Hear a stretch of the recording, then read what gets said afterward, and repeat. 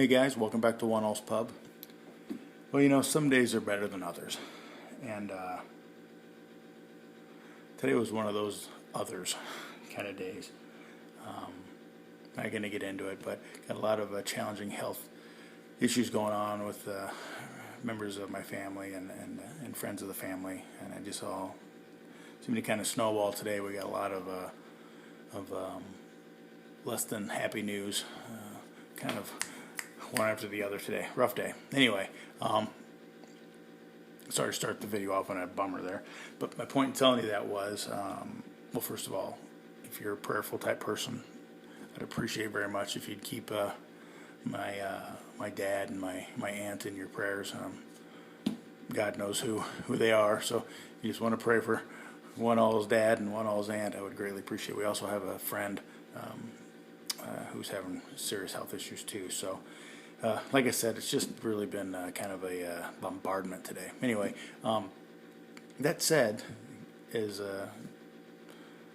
bad as the day was in many ways, the highlight of the day was that this little guy showed up in the mail. It's a Case Small Stockman in antique bone, antique Sawcut bone. Do a little close up here. Maybe. There we go. Look at that shield. That's such a cool shield. I really like that shield. Anyway, the small Stockman is 2 5/8 inches.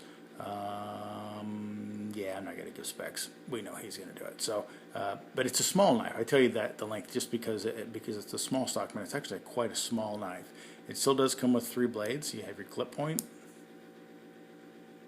and this is the Tru-Sharp surgical stainless steel that they sell. You have the as opposed to the chrome vanadium, the sheep's foot there. Also, some might call it a worn clip. They call it a sheep's foot. It's pretty. I guess it's just sheep's foot. I'd call it a sheep's foot. Yeah, pretty close. It's kind of a blend between. It's not a. Doesn't have that kind of bulbous head as much that some sheep's feet have. Sheep's foots. I don't know. But regardless, they call it a sheep's foot. So there you go. And the penknife down here. Very nice little knife. Nice little walk and talk, as they say. Cool knife. And I kind of decided to get one of these because, well, first of all, I haven't had a traditional knife since I was probably 11 years old. And that one I'd gotten when I was probably 6 years old from my grandfather. He had a little, I don't know what it was. It was about this size of a knife. Might have been a little smaller even. I don't know. Seems to me it was a 2-bladed knife. I'm thinking maybe like a buck lance or something like that. Something along those lines. Anyway, he had, I begged that from him when I was just a wee lad, and he gave it to me, and I had it and then he passed away, and I had it for a number of years and lost it when I was a kid. Like I said, probably 11 or 12 years old and lost it. And that's really the last traditional knife I had. From there, I went into Swiss Army knives and folders and whatnot. Or not folders, but clipped folders, like your typical, knife like you usually see on this channel. But of late, the traditional knife has seemed to had a bit of a renaissance within the non-traditional community. You see a lot of traditional knives appearing on Instagram, on a lot of the normal knife channels on Instagram. Not really channel, I don't know what you call them, I guess, just users on Instagram. By the way, if you're not on Instagram, please check me out. I'm One All's Pub there, all one word in this case, on Instagram. There's a lot of familiar faces out there. If you follow a lot of YouTube knife guys, you will find them on Instagram too. And it's just a great way to check in and check out your get a quick knife fix during the day. A lot of guys, you see, are doing so much on Instagram nowadays that their YouTube videos are starting to lessen a little bit. And I suppose that's maybe to be expected. It's such an easy method to get stuff out, and once you get your followers on there and whatnot, you can just put pics and little vids out there of new stuff that you got, and it's such a effortless way to do it, as opposed to the process of going through, creating videos, long YouTube videos, and uploading them and putting in everything, But that said, check it out. Anyway, sorry, kind of a sidebar there. Anyway, back to this little knife. So I decided, with this renaissance of traditional knives, I decided maybe I should pick one up.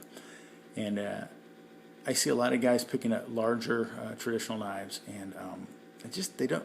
Maybe this will change, but that just doesn't really appeal to me. I don't see myself carrying a larger traditional knife, just my own. So I'm not casting any dispersions on larger traditional knives. Guys that love them, that's great.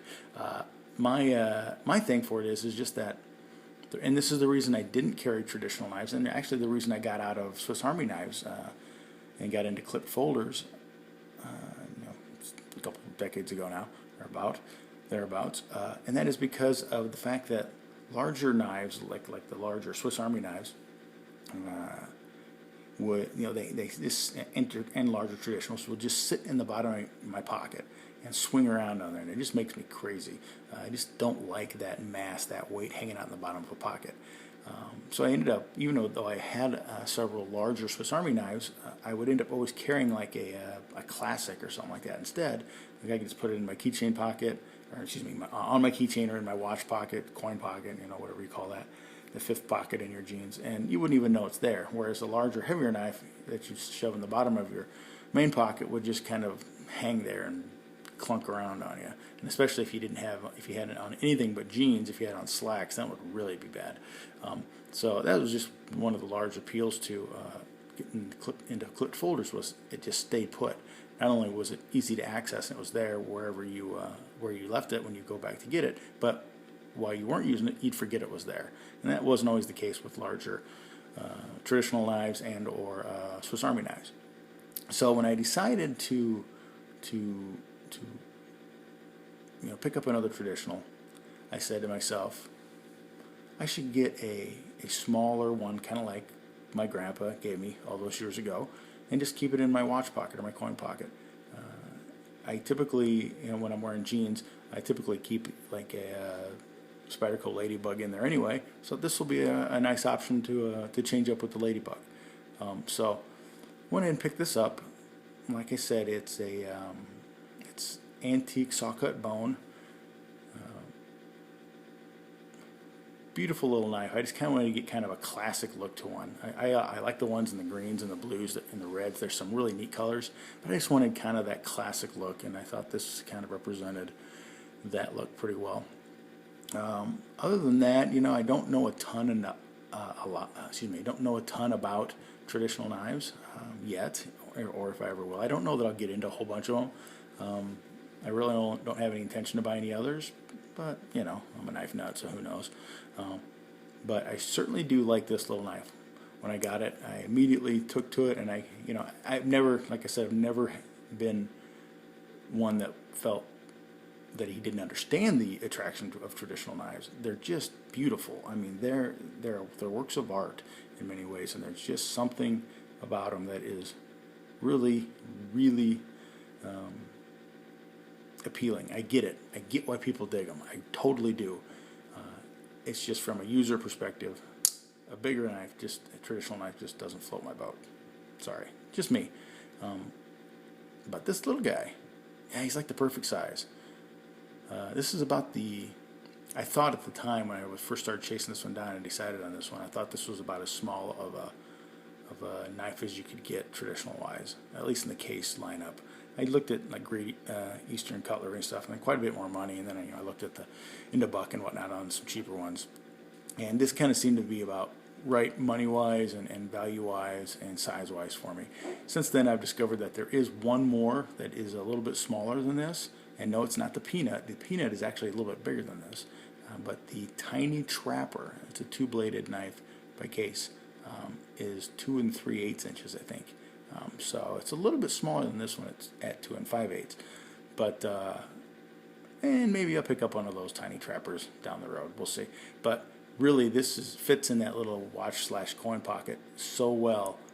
It's just really is going to fit the bill perfectly for what I'd hoped it would do, and it gives me a chance to appreciate and enjoy a traditional knife that I'm just going to be using. I mean, I'm not buying it to collect it. I'm going to use it and carve on it. It does have, if you look, or carve with it, I guess is a better way of saying it. It does have some blade rub marks. I don't know if you can see that. And right there, where it's rubbing up against some of the other blades, like it rubs up against the sheep's foot here.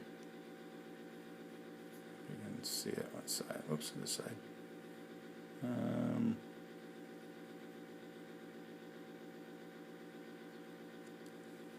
Where are you at? Right here. There's a little mark, a little rub on the sheep's foot, and even the little penknife I think has a little rub on. Anyway, point is, it does have some blade rub marks. From what I understand and what I've read, that's fairly common with production slip joints. So not too worried about it. And again, this is going to be a user. I'm just going to use this to do anything and everything that I need to do with it. So not worried about that at all. If I'd spent, a couple $200-300 on some collectible one and it had those on it, yeah, it probably would grind on me. But for $42 and change that I paid for this guy, it doesn't bother me in the least. Again, going to be a user anyway. I'm going to scratch it up, cutting stuff with it, so really could care less. Anyway, just wanted to show it off a little bit, talk a little bit about traditionals and kind of where I'm at with them and whatnot. I don't, like I said, see myself buying a whole ton of them, but you never know. I guess anything's possible. If I did buy a bunch of them, I think it would be little ones like this, like I said, the little tiny trapper, and maybe a peanut, maybe a little tiny Texas toothpick or whatever, some of those little kind of neat little knives.